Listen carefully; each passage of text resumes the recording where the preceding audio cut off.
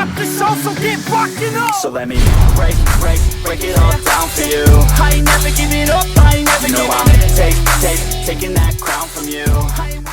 Hello, it's Fantasy Football Focus Triple F here on Penguin's channel, going to do a bit of fixture focus and looking at game week 32 and the fixtures. So what I'm going to do is talk through, predict some scores and pick a player from each fixture that I think will score the most points. So amidst all this COVID-19 palaver, inconvenience, just saying, if they were to come back and carry on from the form that they have been in, this is what I'm doing it from. So you could go ahead and say, oh, they've had a break, they're not going to be as sharp, or it might take a while to get back in, pardon me, but I am going strictly off of what we've seen so far this season, as if it was just carrying on. So let's start with Aston Villa versus Wolves. Now Wolves have had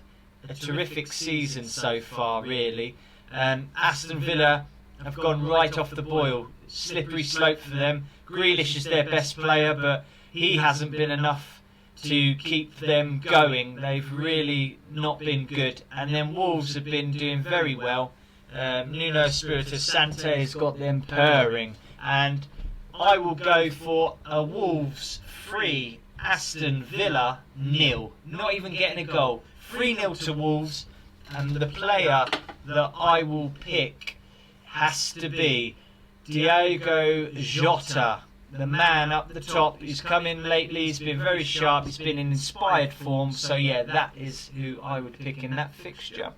Then we move on to my beloved Arsenal at home against Norwich. Now, I will have to go for my beloved Arsenal, but no, seriously, they have been playing well under Arteta. They've brought Pablo Mari into the defence. Leno's been in great form. I think all round we are playing better football. That's clear to see. Not a finished product by far. There's a long way to go there. But judging by this, Norwich just sort of turning around and being a bit of a better team, but I don't think it will be quite enough at the Emirates. I'm going to go for an Arsenal 2, Norwich 0. And the player I would pick for points would be quite simply Pierre-Emerick Aubameyang. I see him coming in and doing well and carrying on, getting his goal tally up for that golden boot. And then on to the next game. It is Bournemouth at home versus Newcastle. Steve Bruce's Newcastle. Now, played well in the Cup. You see the St. Maxim through ball. What a through ball that was for Almiron. Brilliant. He looks a player, doesn't he? But he's not consistent enough yet. And Bournemouth, been on a bit of a slippery slope. Not the greatest.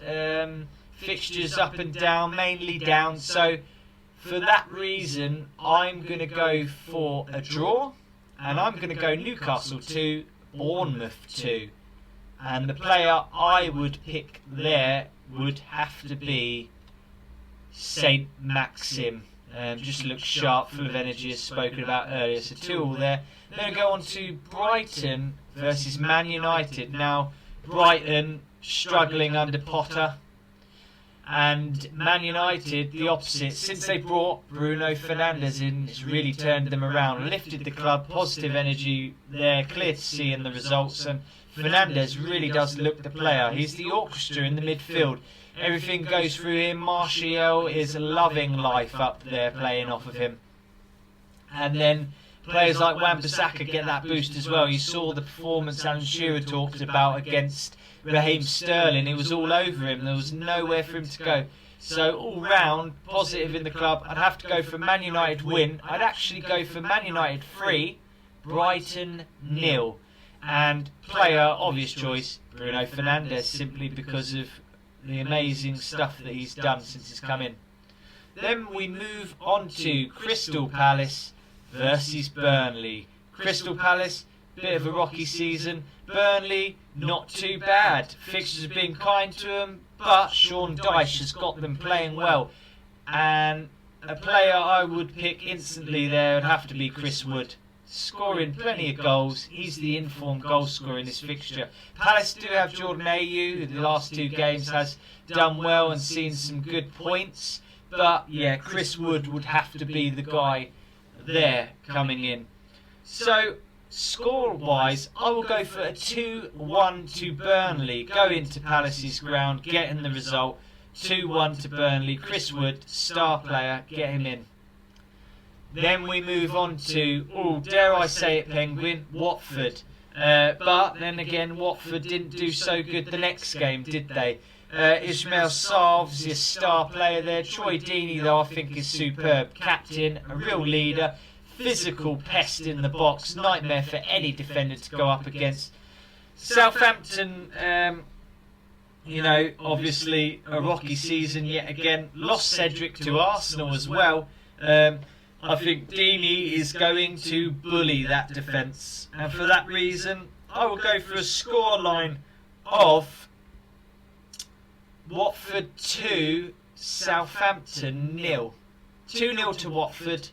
And I would go for Troy Deeney. You could say Ismail Sarr, but I'm picking Troy Deeney. Everything goes through him. He'll be playing players like Sarr through. It will be a captain's performance. And then we move on to Champions League chasers. Unpredictable. We did not see this one come. Sheffield United versus Spurs. Spurs under Mourinho having an absolute nightmare of a season. Injuries left, right, centre. Not good for Mourinho, even though he's a tactician. He will not like that. There's nowhere left for him to turn. Sheffield United on the up. Well-drilled team. And they are hungry for that Champions League place. Think how much it would mean for them. So for that reason, I'm going to go for literally Sheffield United 3, Tottenham 0. 3-0 win. And the player I pick, you could select from so many of the defenders, but I would have to go for a Billy Sharp goal. I think he'll get something there. He's been in good form of late, and he lives up to his name, looking sharp. Right, on to the next fixture. West Ham versus Chelsea. Now, David Moyes really trying to get the best out of his West Ham team. He's got them set up a bit better, I'll give him that. But Chelsea, I think, will just be too much for him under Lampard, and they look really good going forward. Lacking Tammy Abraham at the minute, but the likes of William, Pedro look really good coming forward. And that young Billy Gilmore, wow, take a bow, son. What a player you are.